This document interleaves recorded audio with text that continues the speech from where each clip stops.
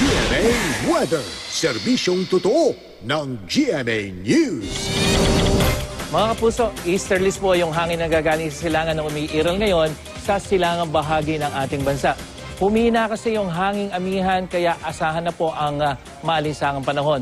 May tail end ng cold front din na nakakapekto dito sa extreme northern Luzon. Ayon sa Pag-asa, dahil sa dalawang weather system na ito, may posible po na thunderstorm gaya ng naranasan ngayon sa ilang bahagi ng Metro Manila.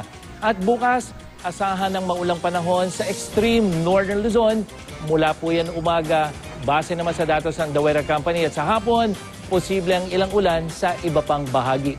Sa Metro Manila, sa hapon din may tsansa ng ulan at yan ay sa susunod na 5 araw.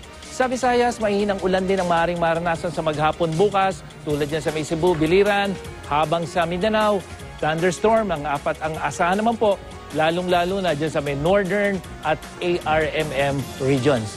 Nakataas ngayon ang gale warning ng Pag-asa sa northern at western seaboards of northern Luzon.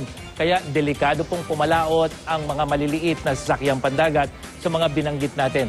Mga kapuso, may meteor shower na maaaring masaksihan mamayang gabi hanggang madaling araw bukas. Yan yung Leonids meteor shower. Ayon sa Pag-asa, hanggang 10 meteors kada oras ang posibleng makita malapit sa constellation Leo kung hindi magiging maulap. Ang meteors ng Leonids ay debris ng isang comet. Yan ang latest mula sa GMA Weather. Ako po si Nathaniel Cruz.